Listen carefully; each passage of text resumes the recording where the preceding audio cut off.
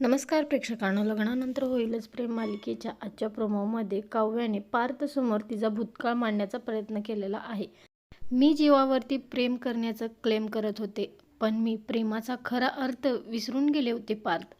एखाद्याच्या प्रेमाला आपण घट्ट मुठीमध्ये बांधून ठेवू शकत नाही किंवा आपण त्याला बळजबरीने माझ्या जवळ ये असं सांगू शकत नाही.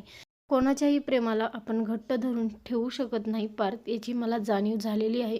आणि तुम्ही माझ्यावरती प्रेम केलं, परंतु माझ्या प्रेमाला आणि मला कधीच धरून नाही ठेवलं पार्थ तुम्ही. आता मात्र काव्यात झालेली प्रत्येक गोष्ट तिच्या भूतकाळातली पार्थला सांगण्याचा प्रयत्न करत आहे आणि पार्थसुद्धा सगळं काही गपचूप ऐकून घेण्याचा प्रयत्न करतोय. तर इकडे वेगळीच मजा चालू झालेली आहे नंदिनी आणि जीवाची. नंदिनी फुल दारू पेलेली आहे आणि तिला काय होतंय हे कळत नाहीये. इथे दोघांमध्ये आपल्याला रोमॅन्टिक सीन पाहायला मिळणार आहे.